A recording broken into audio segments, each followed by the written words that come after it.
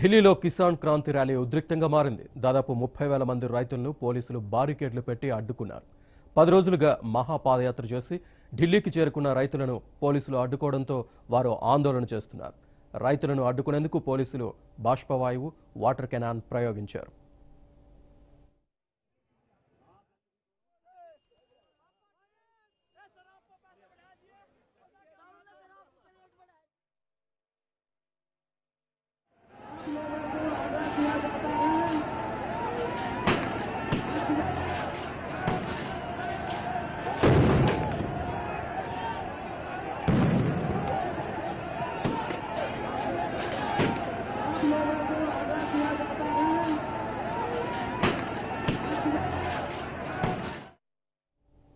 భారతీయ కిసాన్ యూనియన్కు చెందిన వేలాది మంది రైతులు ఢిల్లీ, ఉత్తరప్రదేశ్ సరిహద్దుల్లో రోడ్లపై వేచి చూస్తున్నారు. అయితే శాంతియుతంగా నిరసన చేస్తున్న తమను అడ్డుకోవడం పట్ల రైతులు ఆగ్రహం వ్యక్తం చేస్తున్నారు.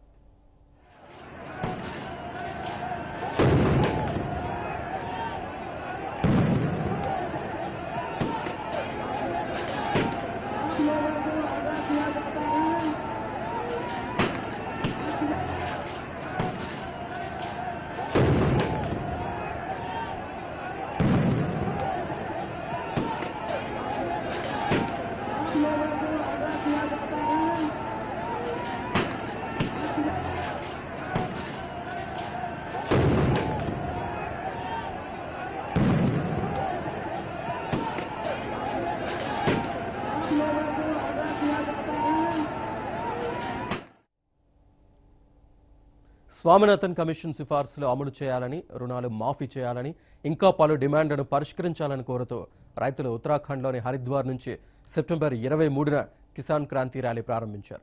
అక్కడి నుంచి ఉత్తరప్రదేశ్లోని పలు ప్రాంతాల మీదుగా అక్టోబర్ 2న ఢిల్లీలోని కిసాన్ ఘాట్కు చేరుకోవాలని ప్రణాళిక వేసుకున్నారు. కానీ వారిని పోలీసులు ఢిల్లీలోకి అనుమతించలేదు.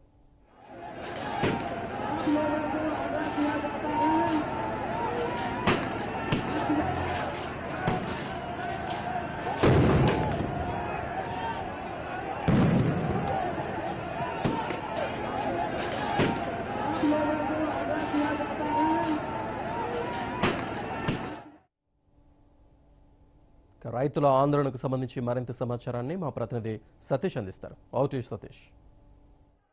హరిద్వార్ నుంచి సెప్టెంబర్ 23వ తారీఖు నుంచి మొదలుకొని నేరు ఢిల్లీ వరకు చేరుకున్నారు. కిసాన్ యాత్ర పేరిట రైతులు వాళ్ళ డిమాండ్లు నెరవేర్చాలి, కేంద్ర ప్రభుత్వం పట్టించుకుంటలేదు, ఎంఎస్ స్వామినాథన్ కమిషన్ కూడా అమలు చేయాలి, అదేవిధంగా కిసాన్ బీమా పథకాన్ని కూడా అమలు చేయాలి, దేశవ్యాప్తంగా ఉన్న రైతుల రుణాలను కూడా మాఫీ చేయాలి, రైతులని ఆదుకోవాలి, రైతులంతా కూడా కష్టంలో ఉన్నారు, రైతాంగం తీవ్ర సమస్యలు ఉంది, అటు కేంద్ర రాష్ట్ర ప్రభుత్వాలు ఆదుకుంటలేవు, రైతులను చులకనగా చూస్తుందని కూడా దేశవ్యాప్తంగా ఉన్న మొత్తం అన్ని రాష్ట్రాల నుంచి కూడా రైతులు కిసాన్ యాత్ర పేరిట కూడా ర్యాలీ చేపట్టారు. పూర్తిగా ఢిల్లీ నుంచి చూడొచ్చు, మనం ఢిల్లీ అవుట్స్కట్స్ లో ఉన్నాము. ఢిల్లీ అంతటా కూడా రైతులు దాదాపు 20,000 మంది రైతుల నుంచి 30,000 మంది రైతులు కూడా మూకుమ్మడిగా ఒకేసారి ఢిల్లీకి వచ్చే వీధులన్నింటినీ కూడా ఆపేశారు. మొత్తం పూర్తిగా అటు భద్రతా పరంగా కూడా పూర్తిగా పోలీసులంతా కూడా రైతుల్ని తిరిగి ఢిల్లీ లోపలికి ఎంట్రీ కాకుండా చూస్తున్నారు.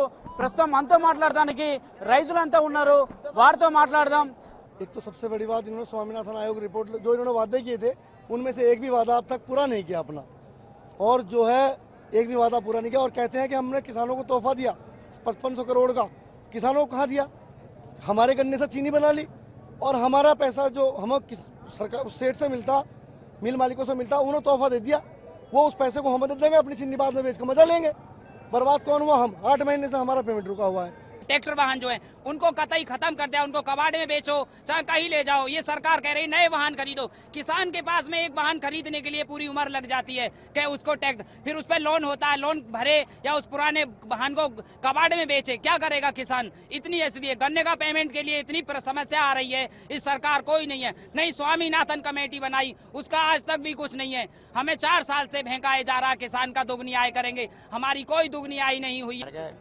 मैं आपका हाथ जोड़ के, बाबू मेरी सरकार है, मोदी लड़ाई करना नहीं चाहते, भाई घरेलू लाइट के बिल 12 गुने बढ़ा दिए गए हैं। किसान बिल में रहेगा। किसान को 24 घंटे बिजली की बात आई है, जबकि किसान के खेत पे 8-10 घंटे बिजली है। और 24 घंटे के आदेश हैं। किसान ट्रांसफार्म उठा कर लाता है। किसान के ऊपर इतना समस्या पैदा किसान को हो गई है। उधर एनसीआर में मुजफ्फरनगर, शामली, बागपत जिला आने की वजह से जो किसान के ट्रैक्टर है, वे 10 साल पुराने ट्रैक्टर इंजन, उन पर पाबंदी लगा दी गई कि ये कटेंगे और इनका रजिस्ट्रेशन निरस्त होगा आरटीओ पे। और जो हमारे ट्रैक्टर हैं पुराने, ये कहाँ जाएंगे? किसान की क्या इतनी हिम्मत है जो वो पुराने ट्रैक्टर को देकर जल्दी से और नया खरीद ले?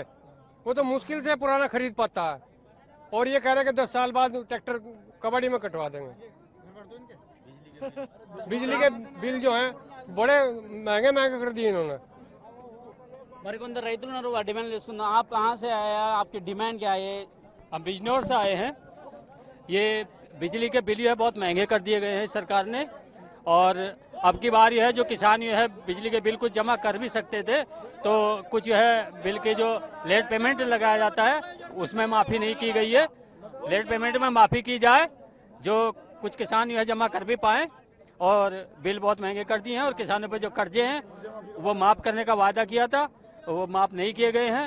सभी किसानों की मांग है कि और गन्ने के रेट जो है बहुत डाउन कर रहे हैं। ये गन्ने का रेट महंगा होना चाहिए, और पिछले गन्ने डला है कि पेमेंट अभी तक नहीं मिल पाया है, वो पेमेंट यह जल्दी मिले।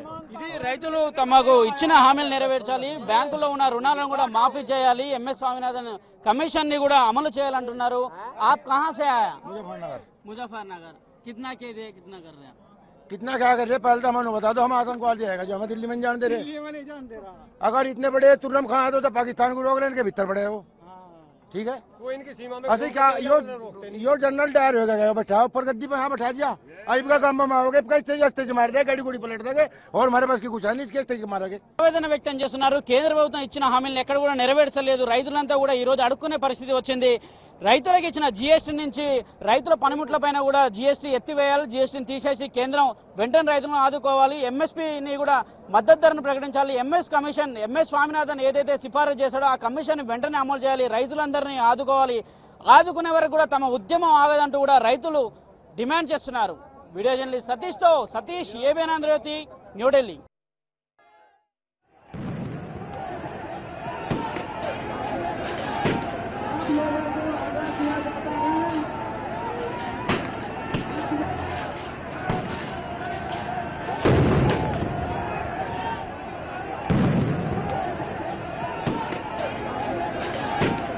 लोगों को आगाह किया जाता